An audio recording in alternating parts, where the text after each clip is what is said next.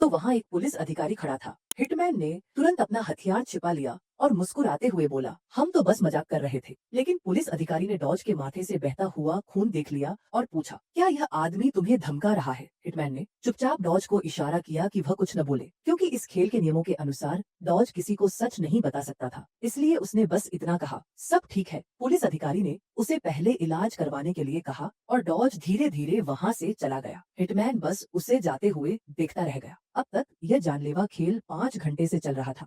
इसी बीच डॉज की पत्नी ने उसका बैंक अकाउंट चेक किया और देखा कि उसमें अब $1 मिलियन जमा हो चुके थे। डॉज ने सड़क के किनारे खड़ी एक साइकिल उठाई और जितनी तेजी से हो सकता था वहां से निकल गया। लेकिन एक सुनसान गली में अचानक दाढ़ी वाला एक हिटमैन उस पर हमला कर देता है। उसने अपने टखने से चाकू निकाला और डॉज पर झपट पड़ा। डॉज बड़ी मुश्किल से उसके हमले से बचा और फिर से भागने लगा। कातिल उसके पीछे दौड़ता रहा, लेकिन अचानक उसका पैर साइकिल के पहिए में फंस गया। उसने डॉज की तरफ चाकू फेंका, लेकिन उसका निशाना चूक गया। डॉज लगातार भागता रहा जब तक कि वह एक सबवे स्टेशन तक नहीं पहुंच गया। उसे लगा कि अब वह ट्रेन में बैठकर आखिरकार बच सकता है। लेकिन प्लेटफॉर्म पर उसने एक बार फिर ब्रिटिश हिटमैन को देखा, जो भीड़ के बीच बिल्कुल शांत खड़ा था। डॉज यात्रियों को धक्का देते हुए आगे बढ़ा और दरवाजे बंद होने से ठीक पहले सबवे ट्रेन में कूद गया। एक बार फिर वह बाल बाल बच गया। बाकी यात्री उसकी हालत देखकर हैरान रह गए। अब उसके पास छिपने के लिए कोई जगह नहीं बची थी,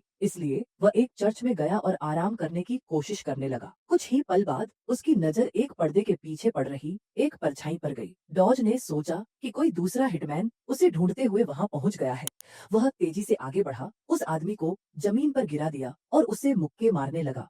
तभी चर्च का पादरी दौड़कर आया और डॉज को उससे अलग कर दिया। वह आदमी सिर्फ प्रार्थना करने आया था, लेकिन डॉज ने उसे गलती से हिटमैन समझ लिया था और उसे बुरी तरह पीट दिया। डर के मारे वो आदमी चर्च से बाहर भाग गया, लेकिन डॉज को यह नहीं पता था कि असली कातिल खुद पादरी था। पादरी पहले ही चर्च के सभी दरवाजों को भारी जंजीरों से बंद कर चुका था। अब बाहर निकलने का कोई रास्ता नहीं था, इसलिए डॉज के पास लड़ने के अलावा कोई दूसरा विकल्प नहीं बचा। पादरी ने एक हथौड़ा उठाया और उस पर हमला कर दिया। लड़ने का कोई अनुभव न होने की वजह से डॉज लगातार मार खाता रहा। फिर पादरी ने दोबारा अपना हथौड़ा